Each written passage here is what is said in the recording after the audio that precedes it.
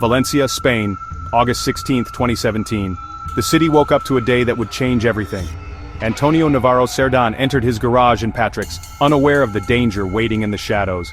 An attacker struck without warning. No words, no chance to react. Antonio was killed with chilling precision. Nothing was stolen. This was no random act. It was a planned killing. The community was shaken. Who wanted Antonio dead? The first clues pointed not to a stranger, but to someone much closer. The truth would be darker than anyone imagined. At the center of the sadness was Maria Jesus Moreno Canto, Maje, Antonio's wife. Only 27, a nurse, she looked very sad, crying in shock, holding on to family. But behind closed doors, investigators saw a different Maje. Calm, distant, strangely put together. Was it shock or something else? Detectives noticed small differences, carefully chosen words, quiet emotions. The public saw a sad widow. Police saw a puzzle. The investigation looked at every angle. Business, revenge, random violence. But Maje's behavior kept getting attention. Her calmness, her control, the feeling that something was wrong. The story of the heartbroken wife didn't quite fit. Their gut feeling told investigators to look closer. They talked to friends, family, co-workers, looking for enemies, reasons. But the focus kept coming back to Maje. Was she hiding something? The pressure to solve the case grew. The more they learned, the more the image of the innocent widow started to break. Maje's story was not complete. The investigation focused more narrowly. The woman who stood to gain was now the woman they suspected. The first cracks in her calm appearance had shown. The truth, investigators felt, was buried under layers of lies. And Maje was at the heart of it all. The case was about to take a dramatic turn. The sad widow was no longer above suspicion. Detectives turned their attention to Maje's private life. And what they found was shocking. Maje, the loving wife, was living a double life. Many affairs, secret relationships, hidden meetings. Her phone records and digital history told a story of betrayal. The image of the innocent widow fell apart fast. This wasn't just cheating, it was lying on a huge scale. Investigators wondered, did Antonio know? Was their marriage in trouble? Each new discovery made the cracks in Maje's story wider. Her calmness now looked less like shock, more like cold control. Could she have planned her husband's murder? The idea was chilling, but the proof of her dishonesty was growing. The investigation changed. It was no longer just about finding a killer. It was about understanding the woman at the center of it all. The difference between public sadness and private betrayal was clear. Maje's world was falling apart. The truth was fighting its way to the surface. And soon, a key person from her secret life would appear. The case was about to get even darker. The next discovery would change everything. Among Maje's lovers, one man stood out, Salvador Rodrigo La Piedra, a janitor at her hospital. Their affair was strong, all-consuming, and soon investigators' main focus. Salva was deeply in love, under Maje's spell. She promised him a future together, one without Antonio. Police carefully checked Salva's movements, his alibi, his relationship with Maje. Their secret talks, texts, calls, meetings, showed a forbidden love. But was it love, or something more evil? Detectives suspected Maje was controlling Salva, shaping him for a dark purpose.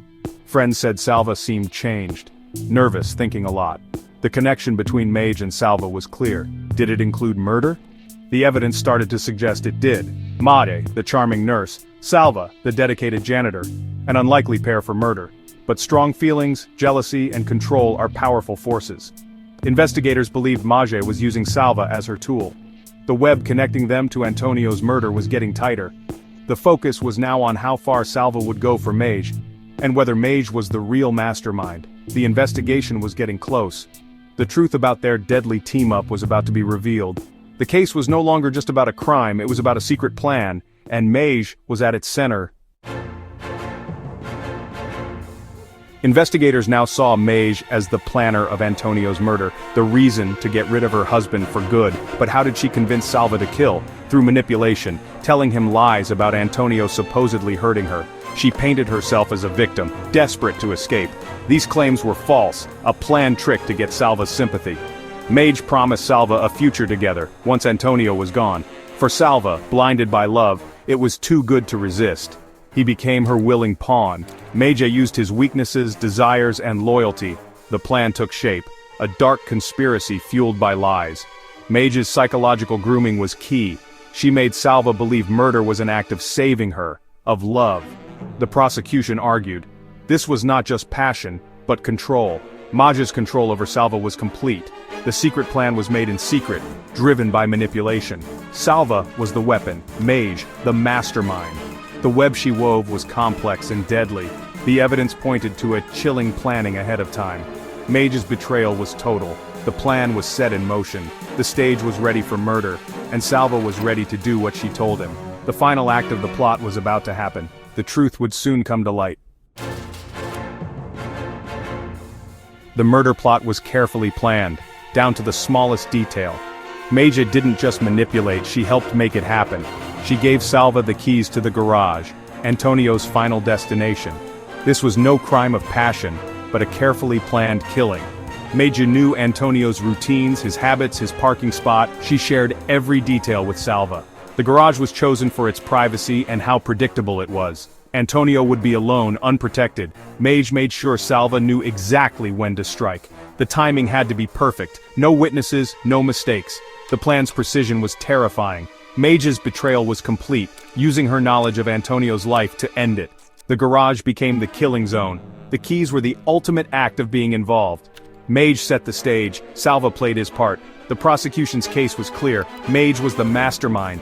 She pulled the strings, organized the ambush. Salva held the knife, but Maje put it in his hand. The evidence of planning ahead was overwhelming. The betrayal was chilling. The murder was no accident. It was a carefully carried out plan. Maje's role was central, important, and damning. The investigation had its blueprint for murder. The final pieces were falling into place. The net was closing around Maje and Salva. Police divers found a discarded kitchen knife on Salva's property.